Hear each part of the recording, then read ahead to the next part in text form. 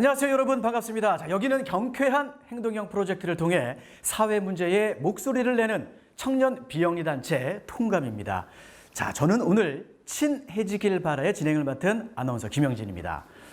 친해지길 바라에서는 그린워싱과 관련된 주제인 환경마크 그리고 환경성 표시 광고에 대해서 소비자와 기업 이 두 이해 관계자가 조금 더 서로를 이해하면서 친해지고 또 나아가서는 친환경 해줄 수 있도록 각자의 입장에서 정말 자유롭게 이야기를 해보는 시간을 갖도록 하겠습니다. 자, 그럼 오늘 참석해 주신 패널 여러분을 한 분 한 분 박수로 맞이를 해주시면 되겠습니다. 박수 주십시오.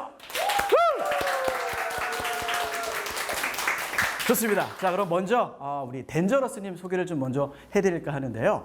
어떤 일을 하고 계신지 그리고 그 이름에는 어떤 의미가 있는지 좀 말씀 좀 해주시죠. 안녕하세요. 소비자 패널로 참석하게 된 덴저러스입니다. 네, 덴저러스는 그저 한 소비자에 불과한 일상적인 사람들이 모여서 환경과 관련된 조그마한 실천들을 이어가고 있는 그냥 팀이라고 생각하면 될 것 같습니다. 네, 이름을 여쭤보셨는데 이름은 영어의 그 위험하다의 데인저러스의 데인저 그리고 지구의 얼스에서 좀 그렇죠. 좀 지구가 위험하다. 그래서 우리가 행동해야 한다 이거를 좀 담고 있는 일입니다. 경각심을 불러일으키는. 자, 그럼 계속해서 장욱님의 소개를 좀 해드릴까 하는데요. 한국 플라스틱 용기 협회에서 일을 하신다고 알고 있습니다.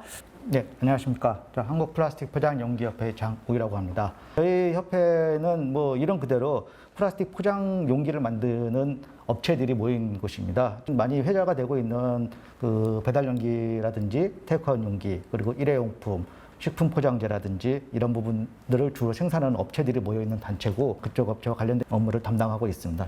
자, 그럼 이제부터 친해지길 바라를 본격적으로 시작을 해보도록 하겠습니다. 친해지길 바라 1화의 주제는 바로 환경마크, 어디로 나아갈까입니다. 이 환경마크란요, 같은 용도의 제품에 비해서 환경성이 우수한 제품의 로고를 부착을 하고 소비자에게 정보를 제공하는 인증제도를 말합니다. 하지만 이러한 취지와는 달리 인증제도의 허점을 이용한 그린워싱이 발생을 하기도 합니다. 환경마크가 제대로 사용되지 못하고 있는 이 지금의 상황에 대해서 소비자, 기업, 과연 어떤 생각을 가지고 있는지 첫 번째 코너를 통해서 저희가 알아가 보도록 하겠습니다. 자, 첫 번째 코너, 나는 이렇게 생각합니다. 자, 먼저 소비자의 입장을 전달해 주실 덴저러스님, 먼저 환경마크 어떻게 생각하고 계십니까? 2013년 한국소비자원의 조사 결과 69%가 인증마크를 통해서 친환경 제품의 여부를 판단하는 것으로 조사되었습니다. 네, 그러나 통감에서 소비자 327명을 조사한 결과 60.5%가 제품에 부여된 친환경 마크를 신뢰하지 않는다고 대답했다고 합니다. 네, 그만큼 환경 마크가 소비자들에게 중요한 기준임에도 불구하고 신뢰하지 못하는 점을 지금 가지고 있다는 것이죠. 환경 마크를 민간 인증 기관에서 하고 있는 것도 덜어 있는데요.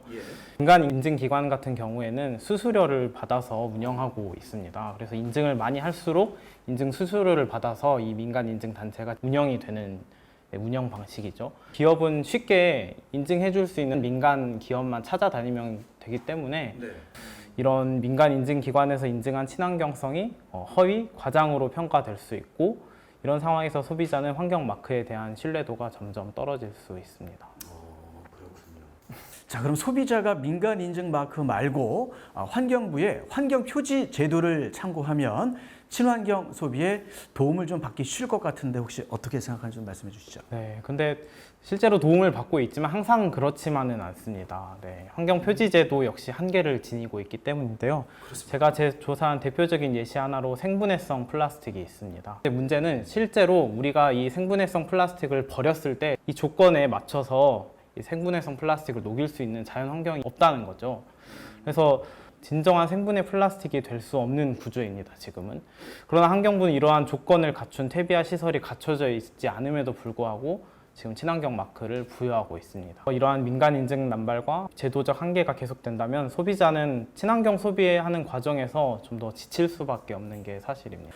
자, 그렇다면 우리 장욱님, 이제 기업 측을 대표해서 환경 마크에 대해서 어떻게 생각하고 계신지 좀 들어보도록 하겠습니다. 제가 속한 그 한국 플라스틱 포장 용기 협회 주로 이제 뭐 식품 제조 회사라든지 아니면은 뭐 프랜차이즈 업체, 뭐 배달을 갖다 주로 하는 업체 이런 쪽으로 지금 많이 나가는 제품들을 생산을 하고 있습니다. 대기업 측에서는 특히 이제 식품 제조하는 업체 측에서는 그런 친환경 제품들을 좀 많이 선호를 하는 편입니다. 왜냐하면 그게 이제 소비자에게 어필되는 부분들이 많이 있기 때문에 그래갖고 중소기업 측에서도 가급적이면은 인증 표지를 갖다가 취득해서 대기업 쪽에 납품을 하고 있습니다. 지금.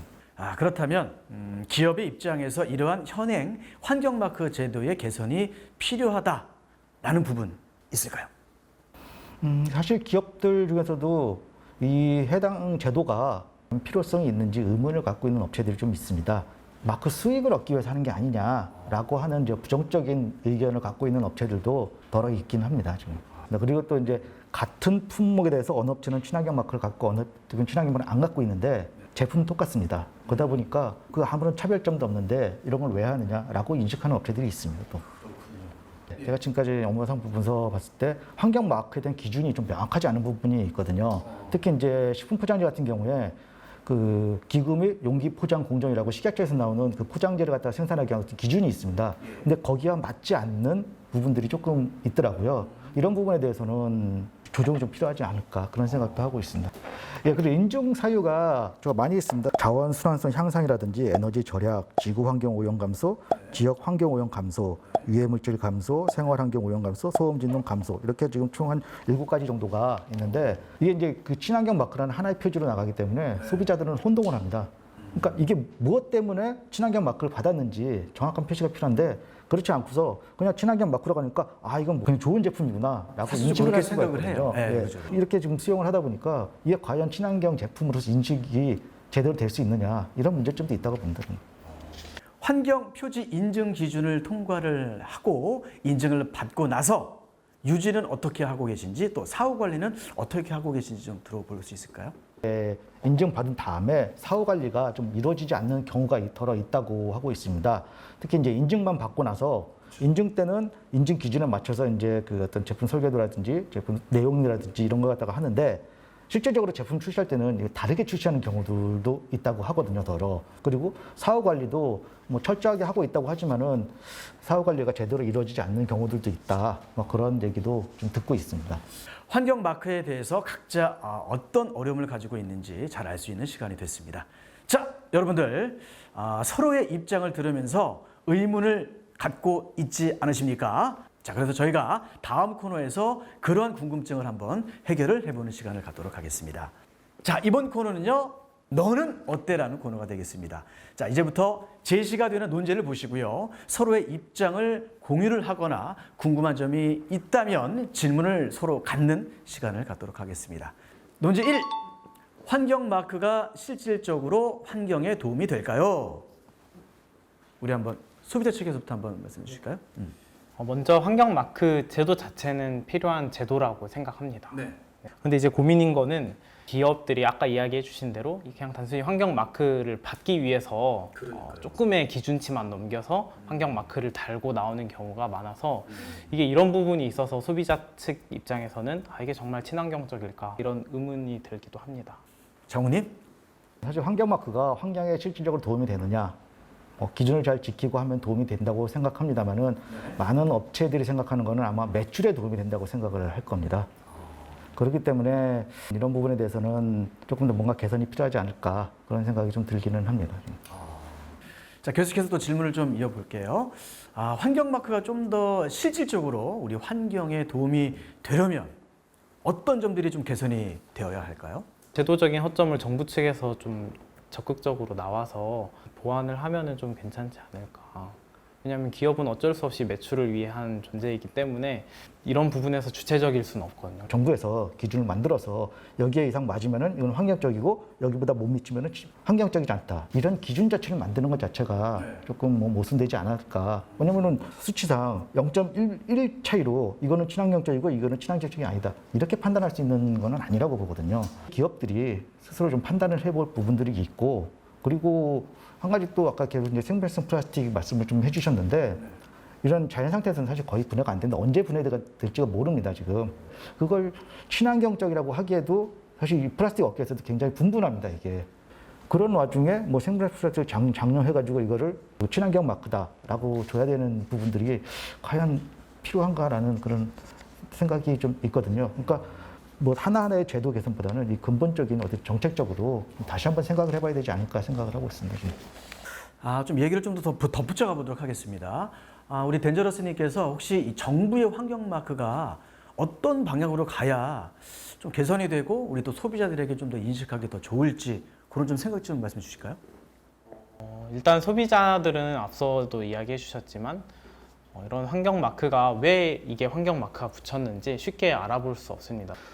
하나 뭐 이런 제도도 생각해 볼 수 있을 것 같아요. 지금 에너지 효율 등급에 따라서 1등급, 2등급, 3등급, 4등급, 5등급 이렇게 나누어지잖아요. 그리고 최근에 재활용 잘 된 제품, 재활용이 어려운 점 이렇게 계속 등급제로 나오고 있거든요. 그래서 친환경 마크도 이런 방안을 좀 생각해 볼 수 있지 않을까 생각합니다.